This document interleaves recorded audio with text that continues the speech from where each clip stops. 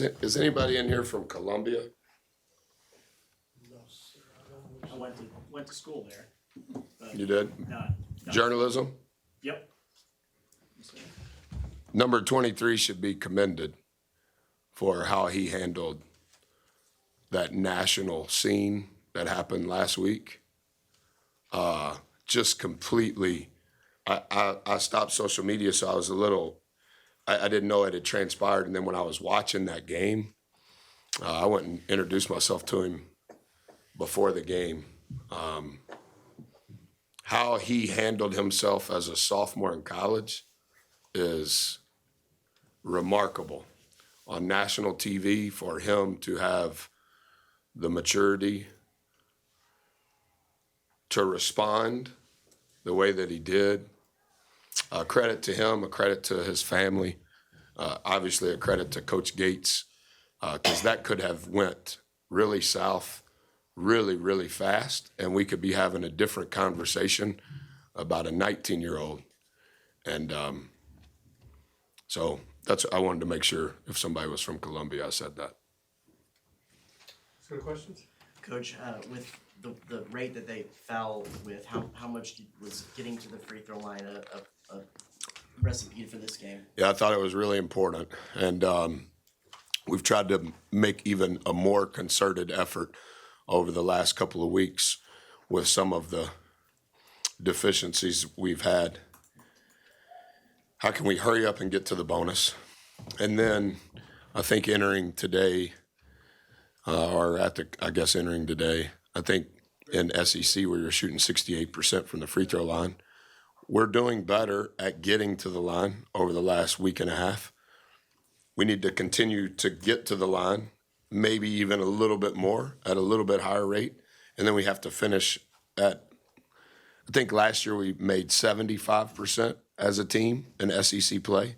And going into tonight after a 5-game sample, prior to tonight, we were shooting 68%.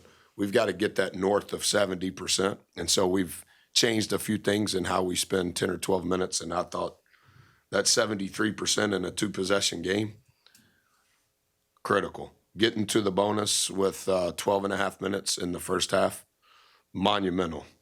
And so I do think that was a part of the plan. And I think it goes both ways. And that's what and how we talk to our guys. Yes, you want to get fouled, but you also have to defend without fouling because you don't want it to end up being a push.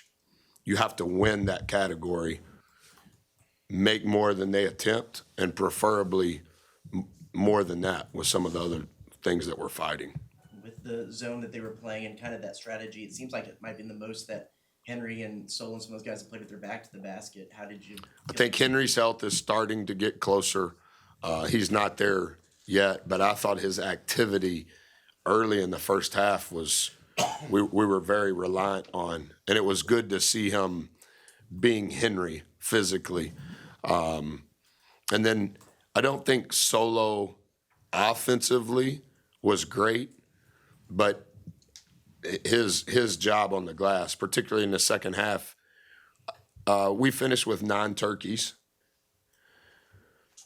That's the most we've had since we lived here, except for at South Carolina last year. We had 5 turkeys with like 7 minutes to go in the first half. But that last 7 minutes, they really hurt us on the offensive glass. We were getting stops, so to say, first shot stops, just weren't finishing with the rebound. And then in the second half, we beat them on the glass by 10, but we only allowed them to have 1 offensive rebound. And I thought that was more the separator. Yeah, would you just talk, you just touched on it, but would you talk about just that defensive effort? I think it was, 15 points off of turnovers or something like that? Maybe. So we've made some changes. We're not completely there. Obviously, we made the changes during when Henry was out. And so Henry's a little behind.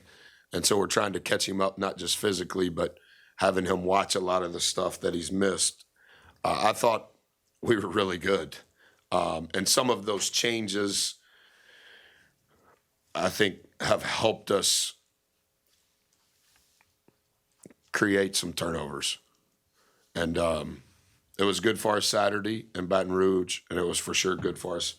I think we had 10 steals at halftime. Yeah. And again, it's just how thin the margin is in this league. You're constantly, as you gather information and go through each game, what one thing can you make an adjustment to in a category that might influence and be a byproduct that helps you in another way? Free throws are one of them. Some of the changes that we've made defensively, I think, have been good for us because it's created a turnover, which on the other side probably allows us to play in a broken floor a little bit more, which is good for us. Yeah, I mean 15 points in fast break for us, I would say, well, I mean, it's fast break / turnovers. They're one and the same. It's when you're trying to score 60 points, you need all of them. Buzz, the last 4 games have all been really close, and you take away, Arkansas buzzer beater, and you've been able to win these close ones. What does that say about the team, the way you guys are finishing? What I would say, we lost at Arkansas in the first 10 minutes of the game in many respects. We lost versus LSU because we were pitiful from start to finish. And I just mentioned it to our team in the locker room. No matter what the net says, no matter what Kim Palm says, no matter what Twitter says, all of this is incredibly hard, and the margin is almost invisible. And I think our group, some of the turmoil with things that we can't control, I think has hardened us in a good way. I think playing the non-conference schedule we played is for sure a part of that. We've played 8 quad 1 games, more than anybody in our league, distinctly more going into tonight. I think that matters. And then I also think that their resolve, their resiliency, the accumulated reps of being in these sorts of games, I don't think that we're the best team. I don't think I'm the best coach. I don't think we have the best players. But you could argue that we have a competitive advantage in regards to being in difficult situations that require you to be your best physically, mentally, and emotionally. And to some degree, because of how we practice and those games, they don't flinch. That doesn't mean that we're going to win. We lost at Arkansas, like you said. But the adjectives that a coach would use on our maturity in those situations has become almost exemplary for our group. And I think that's going to be important over the remaining 2/3 of conference play. Buzz, a couple of weeks ago, you said that Andy affects the game without scoring more than anybody else. I know. Now he's scoring. Yeah, So I've talked to him about that. You know, what can you say? What can you say about it, what he's doing for the team now? That, like I may have mentioned this to Travis. I don't know if you were here. Four is so gifted as a scorer that sometimes if you don't know that, you watch him play and you're like, oh, you shouldn't shoot that. Sometimes. But you never see that from our team because we would define 4 shots as predictable. And I think it's really hard for our team on either side of the ball to play without 4. He's 9th in the SEC as the smallest player in the league in defensive rebounding. And everybody talks about he can score and he can score and he assists and steals and et cetera, et cetera. He's averaging 5 defensive rebounds. That's remarkable as a sub-6-foot guard. It's hard for us to take him off the floor. I feel, as does our team, as does our staff, the same sort of way about Andy. He does so many things that you can't coach. He's not the best player. He's not the biggest. He's not the fastest. He's not a high major plus athlete. But he has NBA instincts. And he has such a high feel for what is the right thing to do. And when he does score,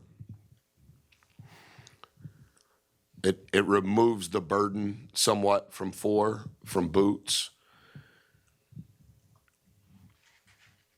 I told him today before shoot around, I apologized to him. I said, I'm sorry that I don't tell you how grateful I am that you're here. Because he does so many things that don't necessarily show up in the stat sheet other than rebounding.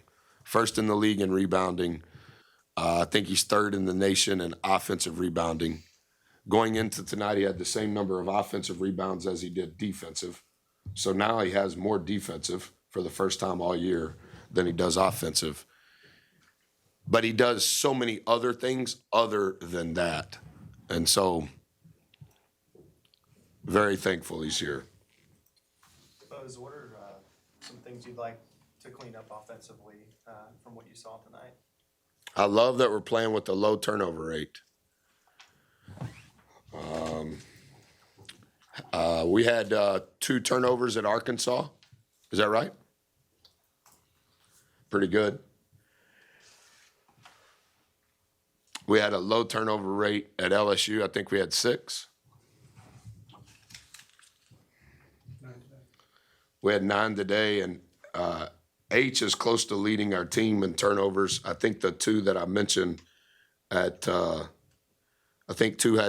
H had 2 turnovers, live ball turnovers against Kentucky. I think Mo had the 2 turnovers at Arkansas.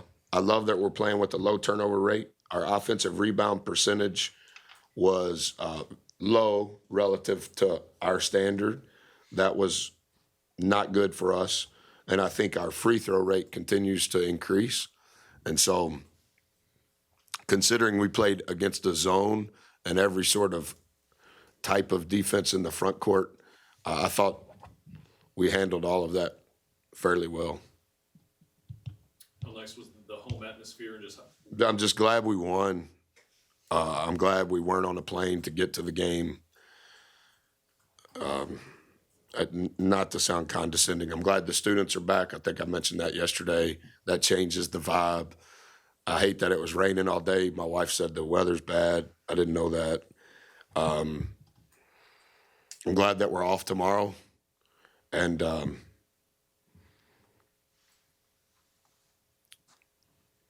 huge game, coaches versus, it's We Back Pat night tonight, and coaches versus cancer. So it's Alzheimer's early in the week and cancer late in the week.